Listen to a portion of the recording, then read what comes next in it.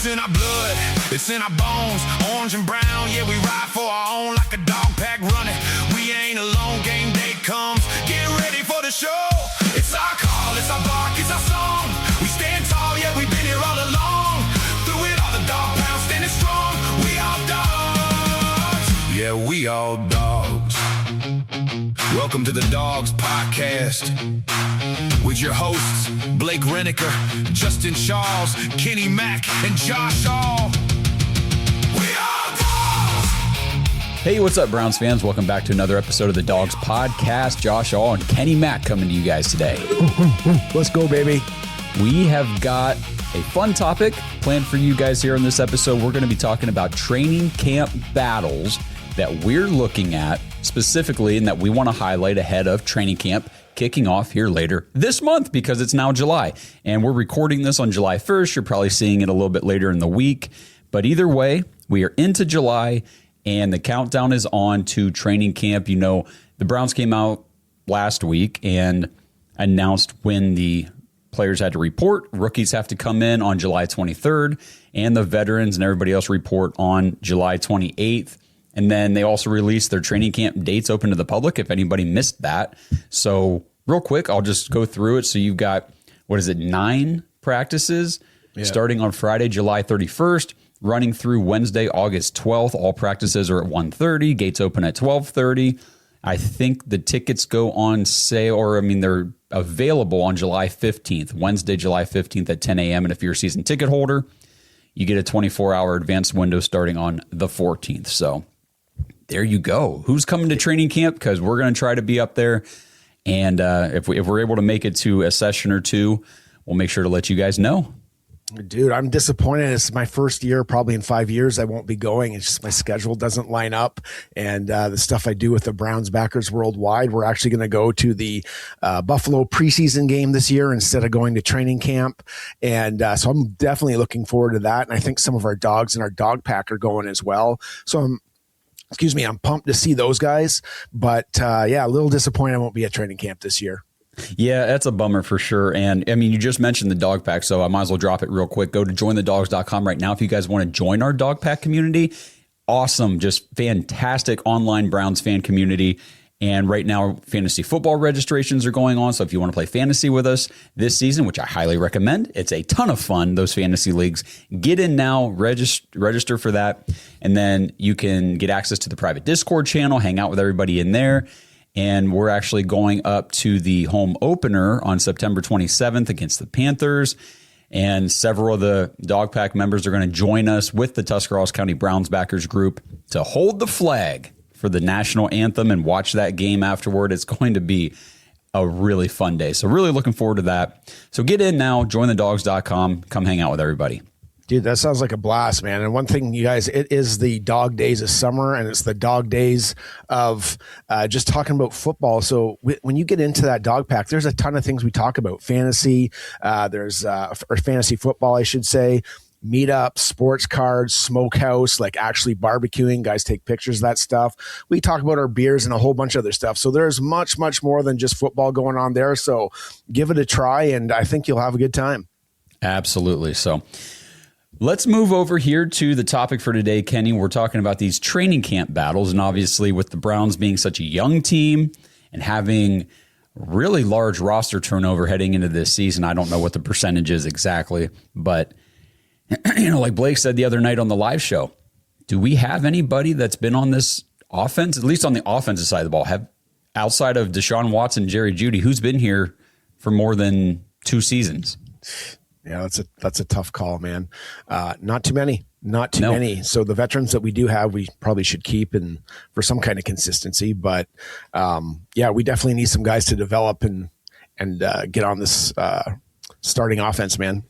Yeah, and a lot of the guys who, honestly, they have been here for more than a year or two, they're the depth pieces on the offensive line, which we're going to kick things off with talking about position battles on the offensive line. So, Kenny, why don't you start us off with the one position battle that you want to highlight today? Yeah, I think it's the biggest one. It's right guard. So let's take a look at it. It's one of the more interesting ones. Maybe it's kind of under the radar with the way that I'm going to approach it, but I mean, everyone says there's a huge gaping hole there. One thing I think we do have is we got options. And, Monken, he's always looking for the best 5 offensive linemen. And I think we've seen some guys get some meaningful snaps already. And if you guys were taking a look at mini camp, there's 3 guys that specifically got snaps. Number 1 is Tevin Jenkins, probably the incumbent. KT Levinston actually got some reps there. He's our surprise candidate. And then the other Jenkins, Elgington, he could possibly be a right guard if the cards kind of fall right. And I'll let you get into that. I'll concentrate on the other 2 guys. Okay. And KT, I know you guys are kind of got your jaws are kind of dropping because you're like, oh, KT, T's for turnstile, man, because that's what he was last year. Was last year, man. And but those guys, I mean, like Tevin was a second rounder out of Oklahoma State. He's 6'6", he's 321, and KT, while he's 6'4", he's 335 pounds, man. And I know he's a tackle, and we'll get into that, but they basically have the same arm length, the same hand size, but KT is 2 years younger.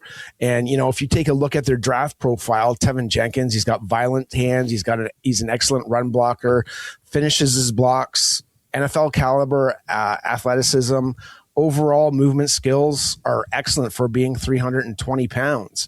The guy, again, was a right tackle for Oklahoma State, and he transitioned into a run blocking guard, and he was pretty good, especially with his time with the Bears. KT, we don't have as much on him. He did play both tackle positions last year.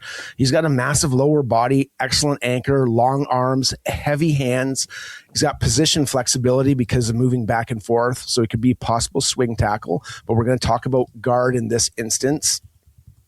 And scouts viewed him, now get this, they viewed him as a developmental offensive lineman, but he might eventually be better inside at guard. And that was in Wikipedia where I found that. So who is naturally built to play guard out of these 2 guys? Well, they both are. Like if you take a look at Jenkins, his game is based on explosive power, leverage, and he's got a nasty demeanor, which is why he excels in the run game. And he moves guys in the run game. His best grades are run grade grades, but he did allow 0 sacks if you take a look at PFF. So check out his grades there. But KT himself, while I made a joke that he's a turnstile, this guy is ideal, has ideal guard height. He's 6'4", that 335 pounds. You can't argue with that. You want a guy that can maul people and run people over. He's thick through the hips, which is great for a guard. And we'll get a little bit more into that. And what I found, so like moving a guy from tackle to guard is a little bit more easier, I guess, when you transition in the NFL. We've talked about even this year, like how many times, Josh, did we say like once we got into the later rounds, you're looking at a tackle, he played for whatever college, and you're like, this guy's like a bit of a better guard, right? Mm-hmm. So here's what I found on DraftBuzz. So the first strength in the run game, Livingston plays with a mean streak, does a nice job of the initial push at the point of attack. Well, sounds like a guard, doesn't it? You want to create vertical movement, displace defensive back or defensive tackles, and you want to win leverage battles. The next one, solid positional run blocker who flashes a nasty demeanor and killer instinct scouts covet. That is a 5-star guard trait, guys. Think about Joel Bitonio, but think about Wyatt Teller, man. That's what he was. You want a nasty demeanor, and interior offensive line coaches love players who finish blocks. Number 3, shows excellent awareness against twists and stunts. That's a huge trait, again, for a guard. It jumps off the page for me. Guys who recognize stunts, help the center out, communicate protections. Those are ideal things for a guard. KT's next, number 4, strong, flexible core, wide base to catch and handle moving defenders. That screams guard also. They got to deal with bull rushes, power, cross chops, forklift moves, all that kind of stuff are important traits for guards. Now, here's another one. Fires off the snap quickly. Guys, think about pulling, climbing to the next level, executing double teams. Got to shade the nose tackle. Those are all important features for a guard. Shows flexibility to get out and seal reach blocks. Again, we want to run a zone scheme. Outside zone, split zone, pin and pull, counters. Those are all things that are important for a guard. And I hope, like, this sounds pretty encouraging, all these strengths that he has, right? For him to become a guard. And then this might be the biggest clue. This was one of his strengths. He's best in that phone booth space. That's what guards do. They don't have to block elite edge rushers. They basically play with 3 feet around them, and that's it. And I think based on the tape, I think that's what we saw, because once elite pass rushers got to him, he was that turnstile. He also does a very nice job at the second level. So every O-line coach, they want combo blocks. They want him to climb, adjust in space. His functional strength is the next thing that holds up well against bull rushes. That's what defensive tackles do. And if he's good at that, put him in that space. Exceptionally quick and precise hands. That's good for any lineman on the line of scrimmage. So anything that we saw from him at tackle, his elite, his feet, his lateral quickness, his mirror ability, recovery athleticism, it was all kind of like, I'm not too sure. So why not move him to right guard? And I think that's why the Browns put him there in minicamp. You know, he could be a long-term ceiling guy and maybe a little bit better than Jenkins with the right coaching. And I think we have that right coach in George Warhop. So my biggest takeaway, if you're going to have a battle, I mean, Jenkins, he seems to be the incumbent, right? He's polished. He's athletic. He's got the movement skills. He's got proven NFL production. Whereas like Livingston, he's more of a prototypical guard at this point because he doesn't have the experience.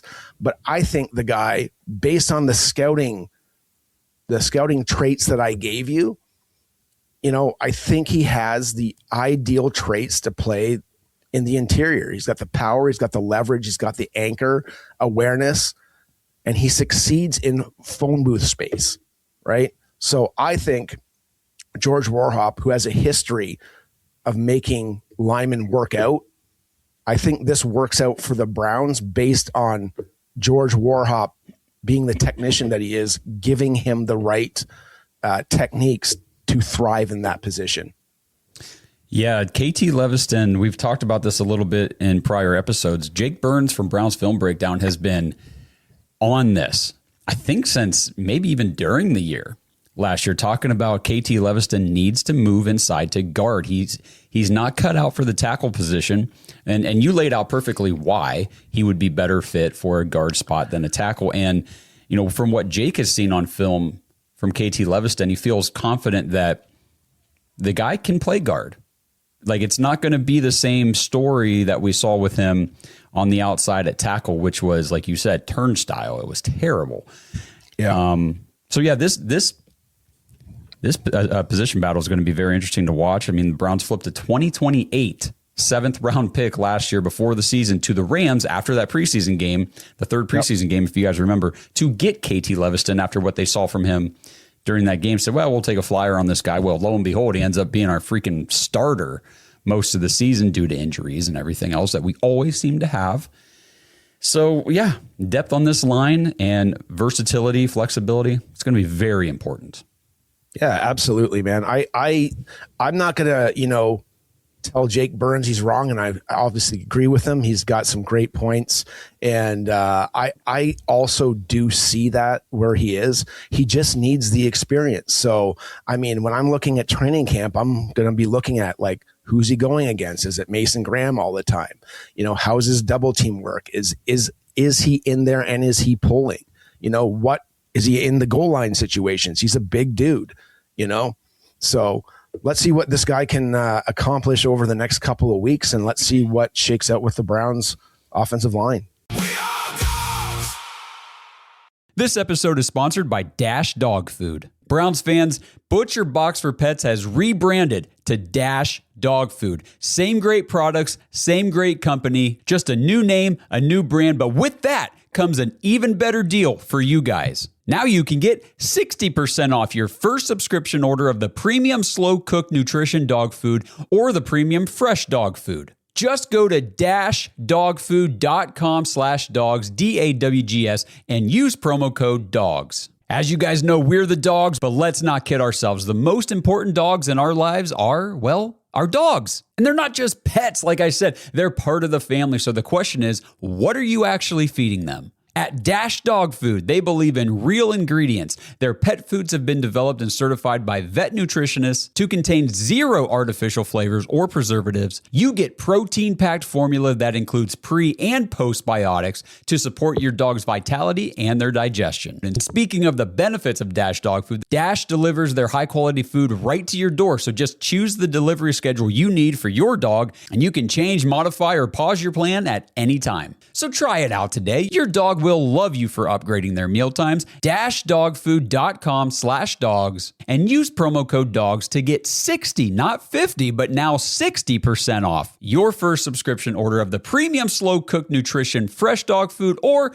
the premium fresh dog food. Minimum purchase of $34, 60% discount applies to subscription orders only, 1 use per customer, cancel at any time.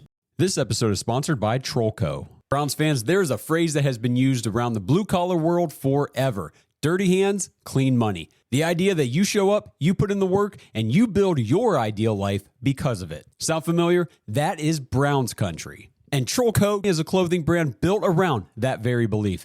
2 guys who worked the oil patch looked around and could not find a single brand that represented people like them. So they started making workwear, tees, hoodies, and hats all by themselves. You know, gear for the person who works hard all week and still brings that same energy to the tailgate on Sundays. And I know I'm talking Cleveland in general, but Northeast Ohio is that blue-collar, work hard, earn what you have area. Whether it's you or somebody you know, a family member, your dad, your brother, uncle, whatever the case may be, you guys know what that dirty hands, clean money phrase truly means. So check out what they have to offer. Head to trollco.com/dogs. That's TROLLCO.com/dogs, DAWGS, and use code DOGS25 for 25% off your first order.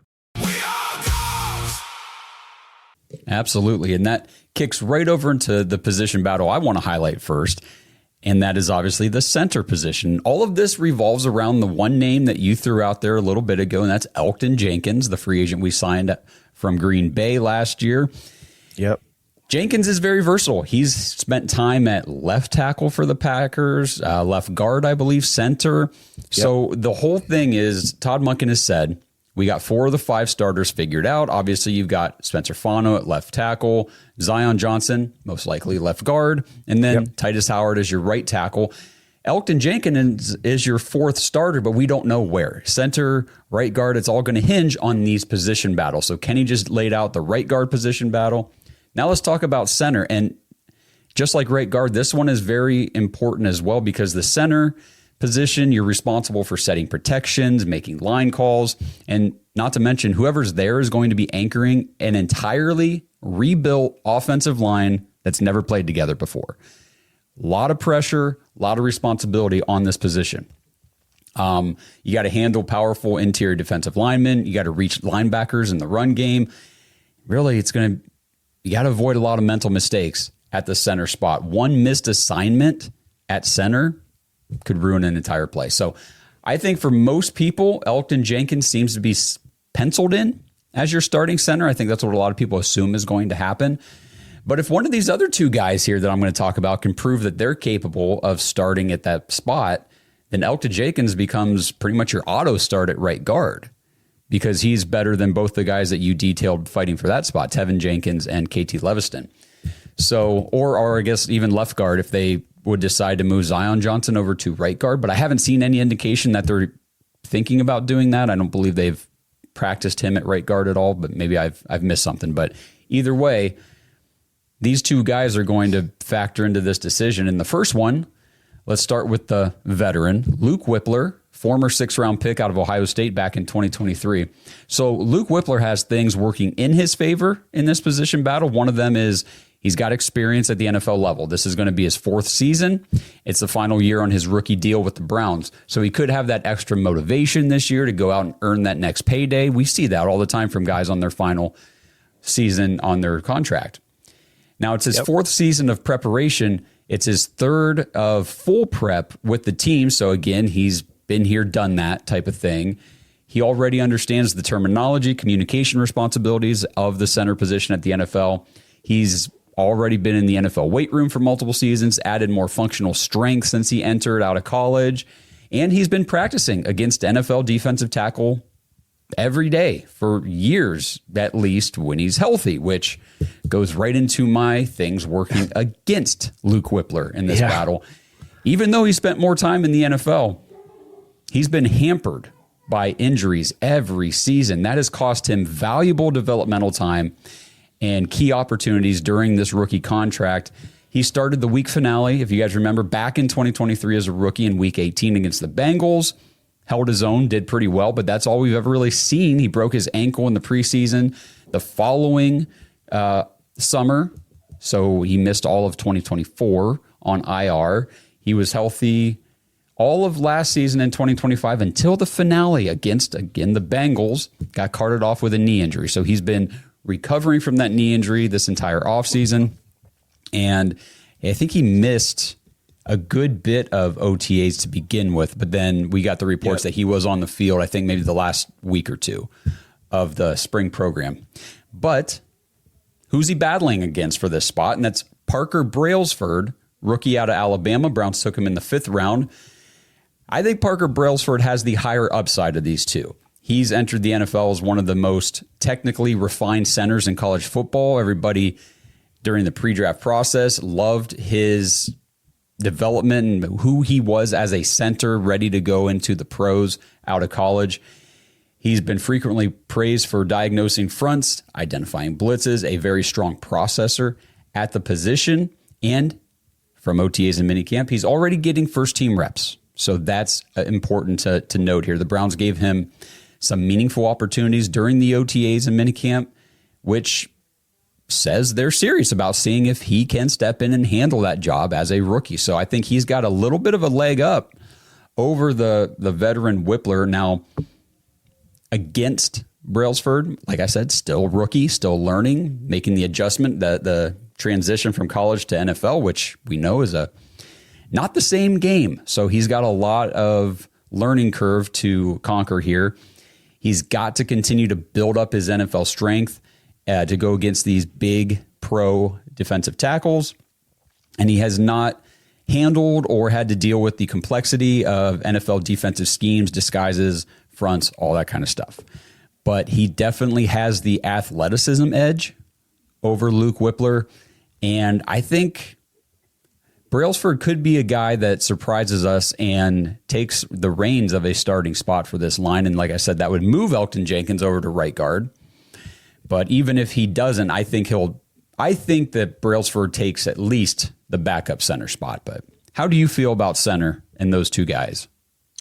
Well, when we drafted Brailsford, I was like, what are we doing?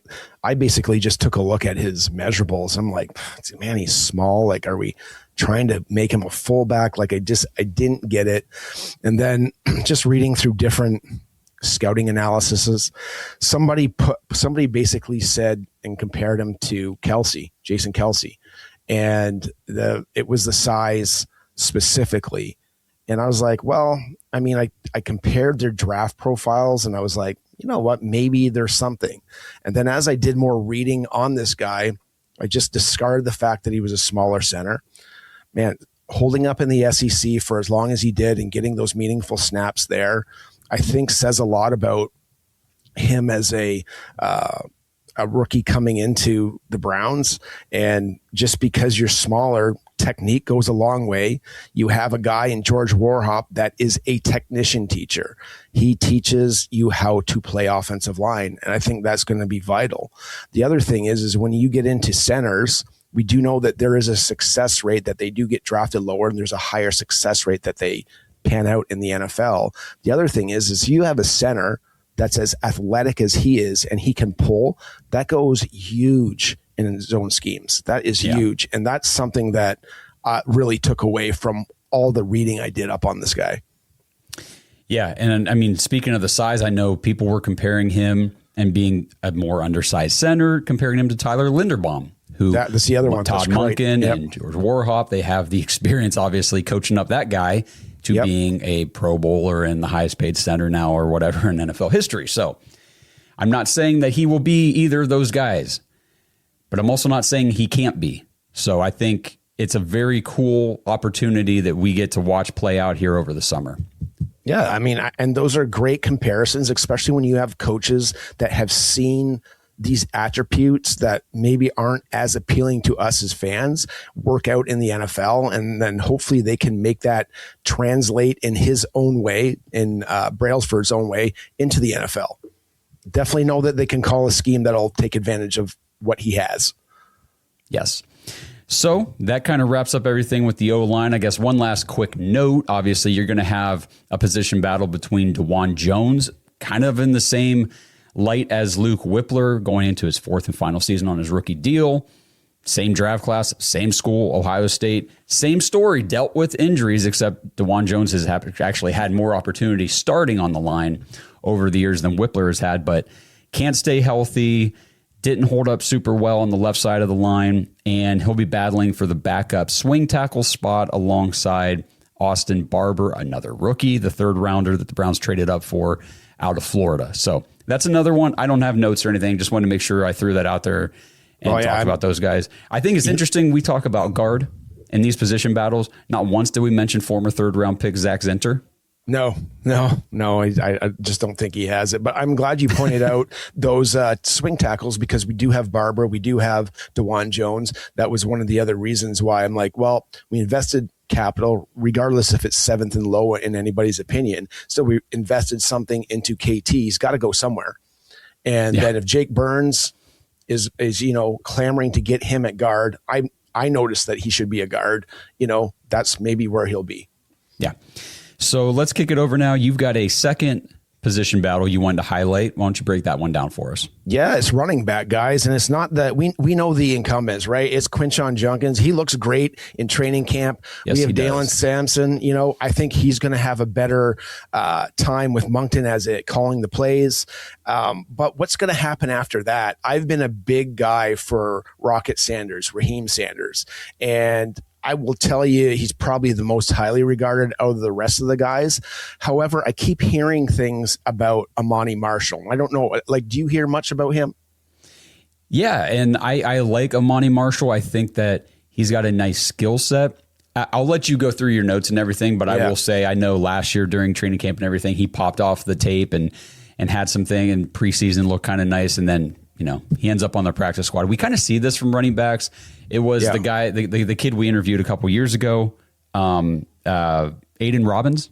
Robbins had that nice training camp and preseason, and then got cut. So I'll let you break down this battle between Rocket and Amani. Yeah, and I'm glad that you said it the way you said it, because last year what stood out in my mind is Matt Wilson from Dogs by Nature. He said Amani Marshall was a standout. And he was a standout in the passing game.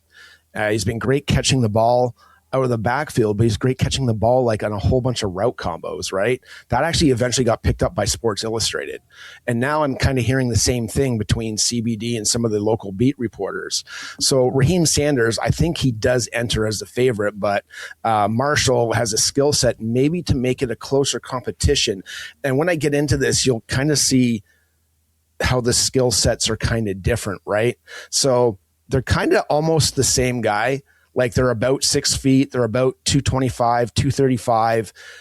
One thing, Raheem Sanders, he just has better stats overall, college wise, but we don't really care. It's what have you done for me lately? Whereas Marshall, he's got a little bit more of a vertical, a little bit more of a broad jump. So he's just a little bit more explosive. And if you take a look at their draft profiles, and I'm taking a look at that because they haven't been in the league long. Marshall, he runs behind his pads. He's excellent contact balance, finisher. He's reliable pass protector, good on special teams, lots of special teams value. And he's got one cut style, which is great for the kind of offense that we run. Excuse me. And what I'll get into, though, I'll just get into Raheem Sanders' strengths and no weaknesses. So big play speed, excellent vision on the outside run, soft hands, natural receiving ability, can score from anywhere on the field, and he's dangerous in space. But now listen to this. Listen to his weaknesses. Okay. Runs upright at times. Well, Amani runs with low to the ground. Doesn't always finish his runs physically. The other guy's a physical runner. Ball security, and has been inconsistent. The other guy doesn't fumble. Can be inconsistent in pass protection. And one thing that I didn't mention is that Marshall is a pretty good pass protector. But getting back to Sanders, the blend of size and speed make him super intriguing. And he was a very intriguing prospect. You and I highlighted him several times the previous year as somebody that the Browns should draft, and they eventually get him. So if you take a look at the tape, obviously Sanders is an explosive runner, and I'm kind of excited to see what we can see in him in the preseason, because I didn't watch the Chargers games last year and I didn't watch much of his highlights, but I know the Chargers fans were like, didn't want to see him go. We did, though, get to see Marshall. And do you remember him? He was exactly what I said that Sanders' weaknesses were. He was running behind his pads. He finished every freaking carry. Like, he was always falling forward, protecting the ball, consistently falling forward. Like I said, he's a type of back that offensive coordinators trust in short yardage situations, and that running back coaches love because he can pass protect. So, like, what kind of decision do you make here? Do you want the guy that is like the elite, can get the elite play, but this doesn't really have anything else? All I can tell you is this: coaches like Deuce Staley, what's the things that he's said that he really values? Ball security, pass protection, and finishing runs. That sounds to me more like the strengths that I gave you for Marshall, right? Yeah. And the counterpoint, I mean, obviously would be the fact that Sanders he sounds good, like the competition that he faced. He's got NFL experience. He played some snaps last year. He's just far more explosive. But I think it matters that you have a running back when, if injury happens, which we don't want, but it did last year, that you have somebody that's a special teams contributor, short yardage option, and someone who can play meaningful snaps in all 17 games. So which one of these guys do you want? I think Raheem Sanders, with his resume, I think ultimately it's going to be tight, but I think he might edge out still. He's got the size, he's got the speed, he's got the receiving ability. But there's just something about Marshall where I'm like, if you're going to keep 4 running backs and one of them is going to be a fullback, you have basically Junkins, Sampson. Let's say there's number 3. We're not going to name him yet. And then you have your fullback, John Burton, right? Because do you see us carrying 5? I'm not sure. So do you want somebody like Marshall that's just going to finish plays off? Well, I will say I think that there's going to be a more dedicated focus to the running back position because this team wants to run the ball. I know a lot of people look at Todd Monken's history as an offensive coordinator and say, well, he likes to go the air raid route, throw the ball downfield, all that kind of stuff. And he does, but the way they've built this coaching staff, the way they've built this offense, it's to prioritize the run game 100%. And I think you're going to need reliable runners to log significant snaps behind Judkins and Sampson, because you can't just rely on those 2 guys and overload them with work, especially coming off the injury. I know Judkins looks great, and I'm thrilled about that. You still don't want to just, hey, here's 25 carries a game right off the bat. You can't do that. So you need somebody to offset that load. And, for Raheem Sanders, he did get opportunities last year. He had 27 attempts toward the end of the season. Whenever Judkins got hurt, he put up 92 yards. It was good for, 3.4 a carry, which obviously isn't great, but nobody had a good yards per carry behind that offensive line last year. So I don't take much into that. What I'm looking at now, his yards before contact per attempt in those games that he played was 1.2, right down there that's the same low league bottom number as Judkins and Sampson both had, meaning they were getting hit pretty much as soon as they got the ball. But his yards after contact per attempt was 2.2 yards. That's the same as Quinshon Judkins had, and it's actually top 15 in the league for last year. So they can hit this guy, and he's still going to go forward. I was impressed when I saw Raheem Sanders run the ball last year because I felt like he was pushing the pile forward, as difficult as that was in our run game. And I'm excited to see what he can do here over the summer for sure. Yeah. Again, and that's some things that I did notice. It goes against what he was, one of his weaknesses. But if that's the case, then he got better. Deuce is doing something, and I think he's going to do something with all four of these running backs. I like what I see. I like what I see out of Sanders. But I mean, again, I think Marshall did what he needed to do against the type of competition he played in the preseason. And now can he take the next step? And if he's as good or better in running all these route combinations and he has special teams value, how do you make the choice? Or you keep 5 running backs? Well, I don't know if Burton. Michael Burton's exactly a lock. I mean, it's not like they paid him a contract that says you're definitely going to be a fullback here. We'll see what they decide to do and how it all plays out. I don't know if I'm locking him into the roster for sure. And a guy like Amani Marshall could definitely do what he did last year and be moved into the practice squad on roster cut downs and then get called up. Like, there's all kinds of options for them. But I will say, I remember reading the scouting report and some of the stuff about Raheem Sanders whenever we picked him up off waivers last year when the roster cut downs came out and the Chargers let him go. And I was like, okay, so I forget exactly what it said, the stuff that you laid out, but I remember watching him then in the game saying, he looks way better in some of these areas than what he was touted as being. So I was definitely impressed.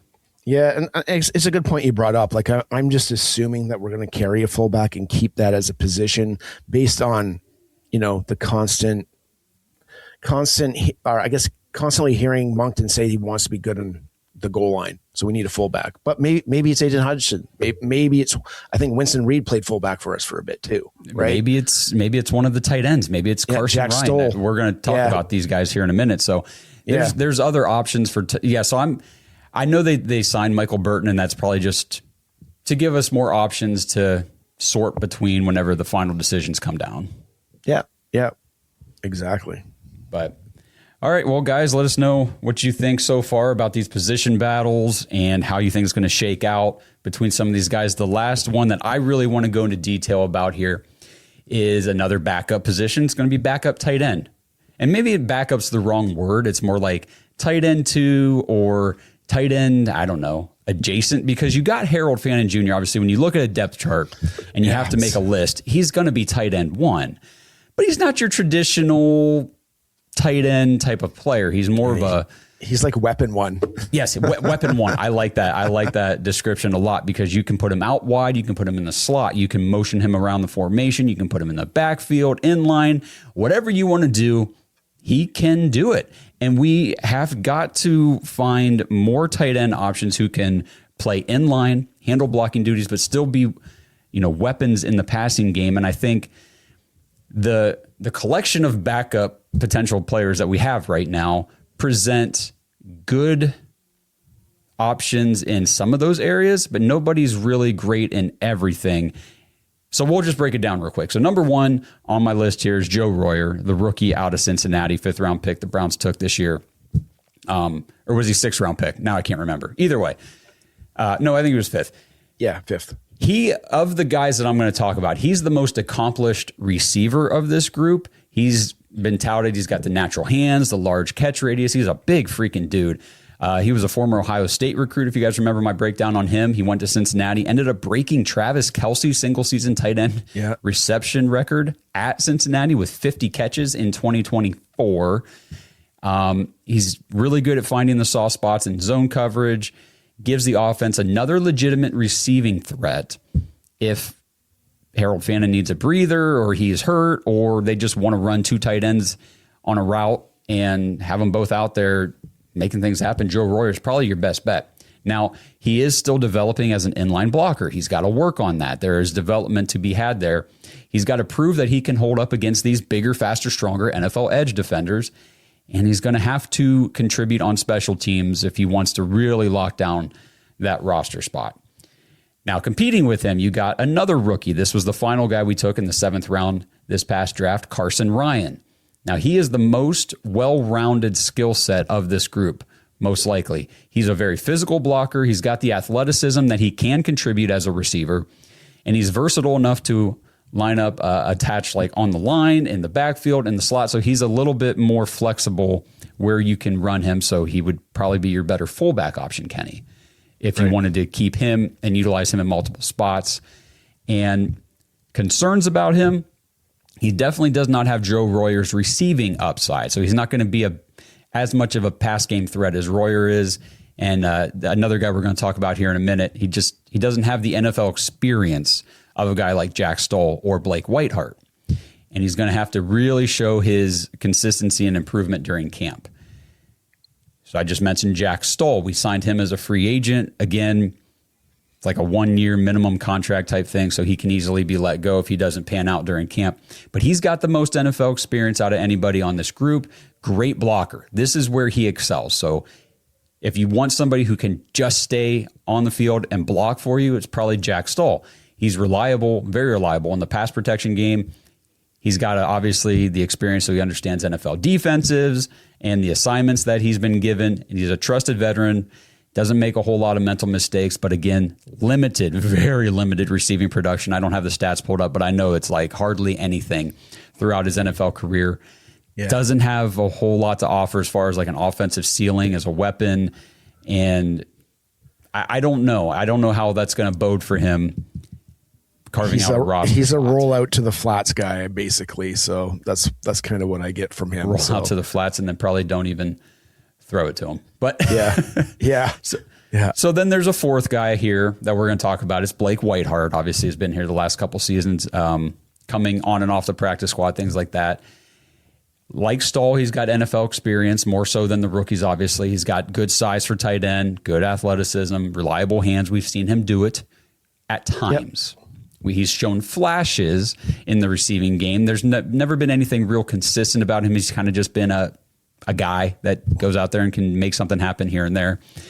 So he's never really established any consistency with that. He still doesn't, I don't think, have the receiving upside as Joe Royer, and he's not as good of a blocker as like a Jack Stoll. So this position battle is going to be very interesting to me because, again, I think my prediction would be Joe Royer ends up with that sort of tight end 2 title tag on him for the Browns coming out of training camp. But you could see a nod to the veterans with Whiteheart or Stoll. I'd probably put Whiteheart over Stoll just because Whiteheart has more receiving upside.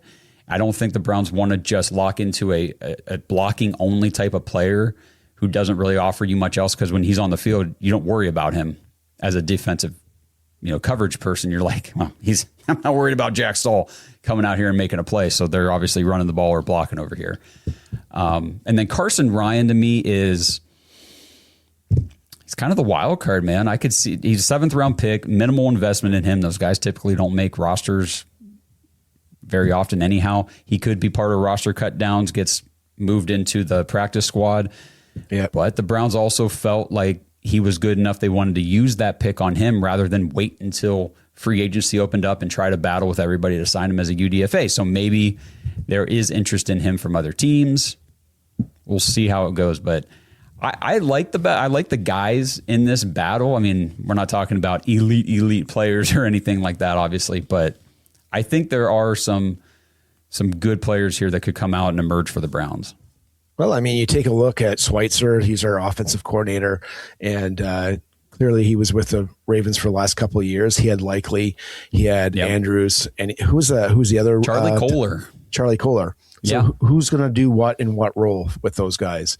Is Kohler going to be the Stoll? Is it going to be, Ryan? Royer, or Ryan, I meant to say. Good, thanks. And then Royer is going to be the Andrews type guy. obviously likely will be Fannin. So, I mean, that's kind of how I look at it in my head. Will it be like that? We'll see how training camp and preseason goes. But it's interesting. Like you and I are talking, and we won all these position battles. And guess what? We've all touched on offense because we did not see any last year. And we need some competition to drive up the competitive spirit so we get more touchdowns this year. And that's obviously what we want to see.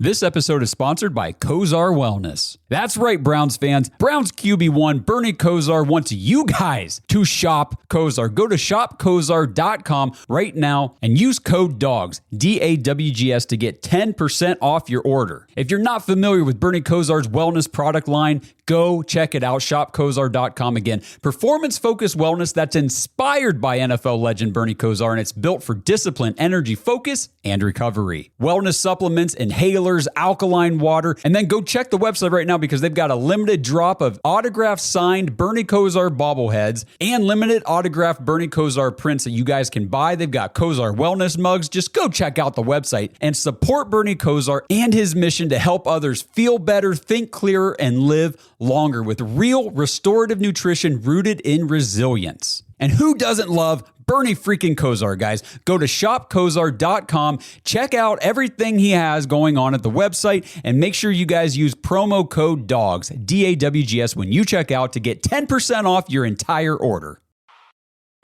Since 1989, Mount Hope Fence has set the standard in outdoor living. From decks and railings to fences and patios, we've got you covered. Our lineup features top brands like TimberTech, Alumagard, Preferred Railing, and Unilock, along with our own premium Duralux vinyl products. For over 30 years, we've partnered with contractors ensuring reliable job site delivery.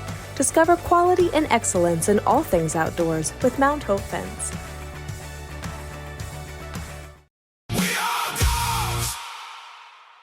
Yes, absolutely. And I know we've focused heavily on the offense side of the ball because that's where a lot of this is happening. You did have one position on defense you wanted to just talk about real quick. So do you want to go into that real fast? Yeah, just and I'll get your thoughts on it. But I mean, for me, basically, it's just the slot corner position. And like, who do you guys think is going to show up? Because with Mike Rutenberg, and we've been constantly over the last couple of weeks talking about this 3 safety system, what's going to happen? Because right now, Miles Harden, he would be the incumbent. He was a 7th round draft pick 2 years ago, I guess now. And he is the guy that our passing game coordinator has very high expectations for this year. The one thing is when you're playing a 3 safety system and you're constantly in nickel, sometimes the nickel is a safety. So who's going to take the snaps? Is it going to be more safeties taking snaps away from him? Because we have another guy in the mix, and it's a guy that you and I were pretty high on. It was Michael Coates Jr., and if you take a look at Michael Coates Jr., he's very, very tantalizing because while he's 5'9" and 184 pounds, runs a 3.49, and his cone drill is elite. It's 6.83. 3.49? Yeah. Oh, sorry, 4.39 is what I meant. Like, damn, this guy's fast. Yeah. Sorry, I got dyslexic there for a second. That's awesome. But yeah, I mean, he projects as a slot corner for sure. And if you take a look at him, I mean, his film just screams nickel corner. Like, yes. Listen to these traits. Elite short quickness. He shows loose hips, excellent route anticipation, natural ball skills, aggression on run support. So, like, at his size, you may think, oh, maybe not. Dude, he likes to tackle. But the biggest thing is, let's get back to the loose hips and the elite short area quickness. A lot of times when Barry's getting these UDFAs, he's looking for elite traits, high RAS, all those kind of things. That 6.83 cone drill really stands out. And I bet you a ton of people wanted this guy. Thank God we got him. Yeah. But when I talk about the safeties, I mean, Grant Delpit, I don't know if you took a look at his snaps in the slot. He took like 280 snaps there. That's a fair amount. Mm-hmm. But now what do you want to do with Grant Delpit? He, some people think he's holding in. We need him. We got to re-sign him maybe to an extension. But do you want him to be more of a traditional strong safety? And do you want to move Manuel McNeil Warren into that role of slot and take some of those snaps away. Because we have him, I think he's got excellent range. He's a physical tackler, which you need to be at the line of scrimmage, can match up with tight ends or bigger slot receivers, good instincts on zone, versatile to disguise coverages. Like, that's a big thing for Rutenberg. So I just want to throw it out there for you guys. Slot is super important. I think we gave up a lot of touchdowns there last year. How are we going to handle it? Is Michael Coates Jr. going to get some reps on defense? Is he developing? I just want to see in training camp, I want to see how many reps he's getting there. I want to see where Miles is if he's starting, and then what's the safety situation, who's playing closer to the line of scrimmage, and how that all shakes out in the end. But either way, between those three, I think they can be some kind of chess piece, not to give up what kind of defense you are in. Yeah, for sure. I think it's no surprise to anybody here. It's not a secret. I'm not a big Miles Harden guy. That's why I put it out there, man. Yeah, exactly. He got lit. He just always does. I mean, when he's on the field, it's like, here we go. Not that he never does anything well. Obviously, he makes some nice plays here and there, but I think for the most part, it's frustrating when he's on the field. And obviously, he's still a young player.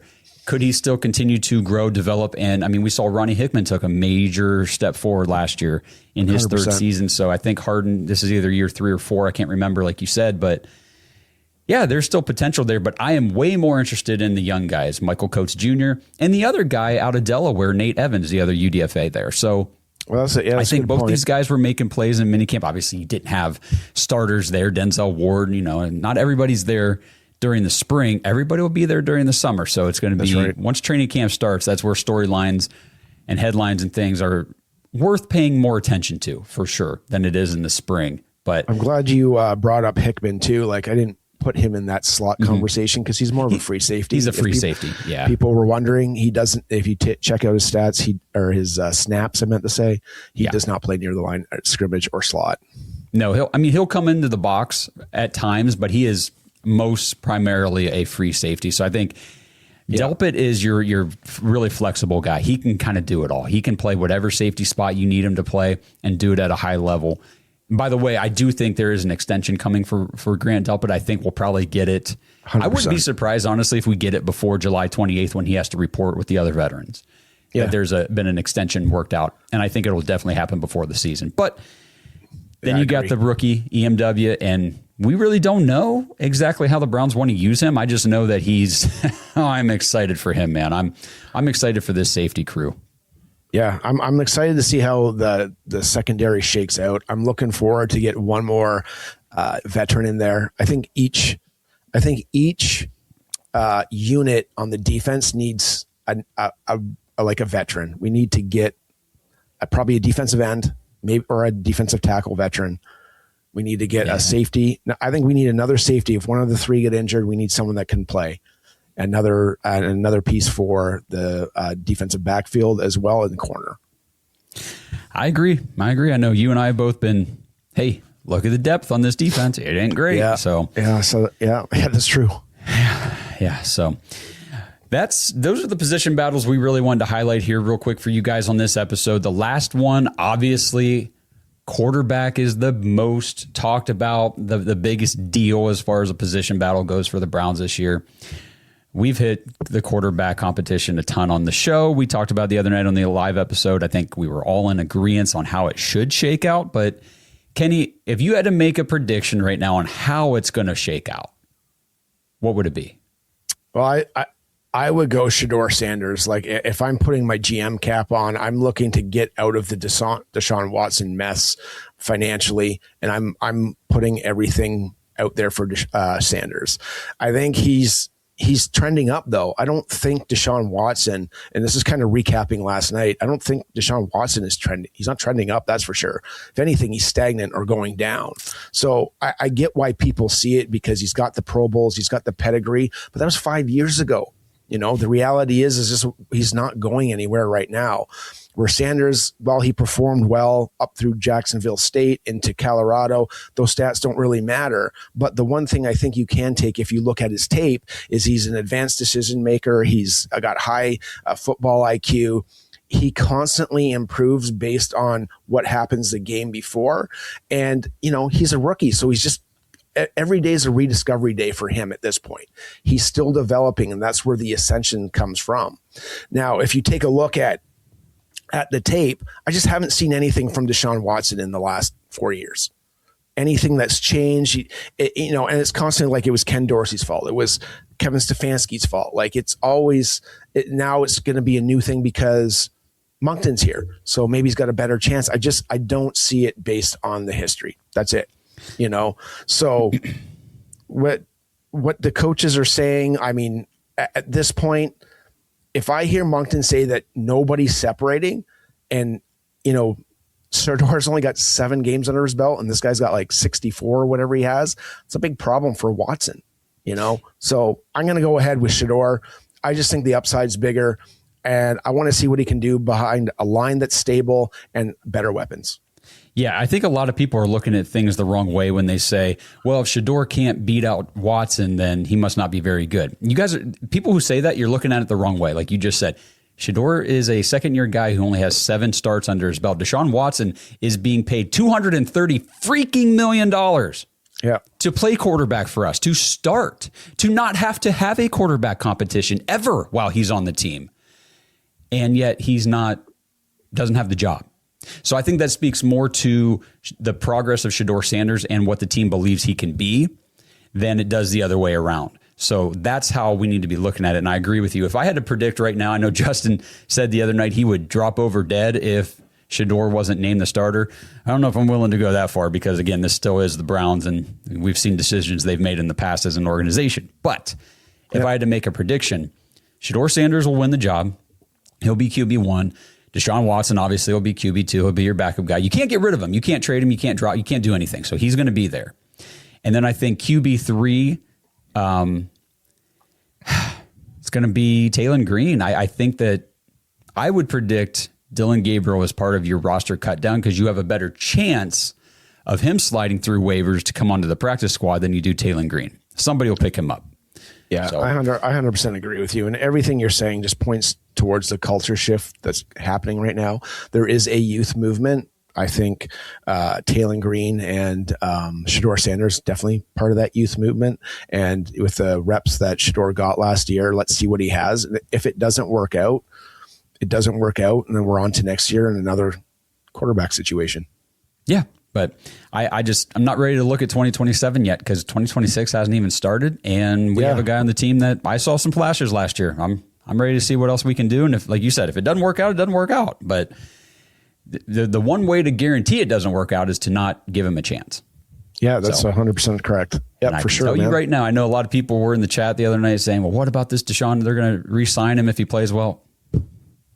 Guys, we don't need to worry about that, okay? We don't need to worry about it. Ain't happening. Probably the worst selling jersey in Cleveland right now. I don't think anybody's buying one. His face isn't on the stadium. Do they even sell them? I don't even know. I was just in the team shop 3 weeks ago, and I don't think I saw one. See, and that's what I talk about too. We'll just say this real quick before we get out of here. The actions of the team and the organization speak more than this whole we're going to have this even competition. They want Shedeur Sanders to be the guy. He's the face of the website. He's the face of the organization. He's the one they want on the banner outside the stadium because people will root for him and get excited to see him. He's the jersey they feature on the website. He is the face of their online merchandise. He is the guy they put in their schedule release video. They specifically mentioned him as don't worry, sorry, you can't watch Shedeur during the bye week. He won't be playing this week. You know what I mean? And I know some people look at that stuff and say, well, they're just using it to sell stuff. Yeah, sure. But at the same time, they obviously see the value there in him as a player because that stuff doesn't sell for very long if he's not ever on the field. Yeah. I heard somebody's trying to sell tickets for a new stadium too. So, that might go a long way because Deshaun does not have that for any season ticket holder right now, I don't think. No. Absolutely not. So there we go. That's our position battle breakdowns that we wanted to talk about for you guys here today on this episode. So drop it in the comments. Let us know. Who do you think is going to win these position battles? Are there other battles on the roster that you want us to break down later in the summer? We can get into that kind of stuff. Give us your thoughts, your opinions, your takes, your feedback, everything. We appreciate everybody tuning in, watching the show, continuing to support us and help us grow this platform. It's been a ton of fun. Like we said at the beginning, go to jointhedogs.com if you want to be part of our official Dog Pack community. Get in, register for the fantasy football leagues coming up. We're going to be divvying up those leagues soon and setting draft dates and everything. So if you want to do it, you've been kind of waiting to sign up, don't wait much longer, guys. Seriously, get in now. And, it's just $5 a month to be a part of the Patreon. And that gets you access to the fantasy leagues, gets you access to the private Discord channel, the diehard Browns fans community, people from across the world, all kinds of different states, countries. Kenny's up in Canada. He's met people from other Canadians that are in the Dog Pack. And yeah, it's a good time, man. It's awesome. Went down to the UK, hung out. Yes, with a bunch of people there. You know what I mean? Like it's great. So yeah, it's awesome. So jointhedogs.com. And I think that's probably going to be it for this week. We've got 4th of July holiday weekend coming up. So everybody stay safe. Happy 4th of July. Have a great time. Celebrate with your friends and your family. Just keep all your fingers. Be smart. And have a great time. We'll see you guys next week. Let's go Browns. Let's go Brownies. It's in our blood, it's in our bones, orange and brown, yeah, we ride for our own like a dog pack running. We ain't alone, game day comes, get ready for the show. It's our call, it's our bark, it's our song. We stand tall, yeah, we've been here all along. Through it all, the dog pound standing strong. We all dogs, yeah, we all dogs. Thanks for listening to another episode of the Dogs Podcast. Follow us on social media at the Dogs Podcast and join our Dog Pack community at jointhedogs.com. We are dogs! This episode is sponsored by Kalshi. All right, Browns fans, we've all messed around with the sports books before, right? And let's be honest, you're always kind of playing against the house. But with Kalshi, it's different. You're not betting against some sports book. You're trading against other real-world people. There's no house trying to beat you. Kalshi just runs the marketplace. So if you think the public is wrong, like everybody's overreacting to these smoke screens in the draft or sleeping on a prospect, you can literally take the other side of the market. And it's not just sports either. You can trade on other real-world stuff, interest rates, inflation, even wild weather outcomes. It works like this. Simple yes or no markets, your risk is capped up front, and your payout is locked in. So if you trust your takes and instincts, and I know you guys do, go check out Kalshi and see what markets are live right now. So head over to kalshi.com/dogs, KALSHI.com/dogs, DAWGS. Deposit just $20, and Kalshi's going to match you. They're going to put $20 free into your account. That's a great deal to get started. So again, kalshi.com/dogs, $20 match when you deposit $20 into your account.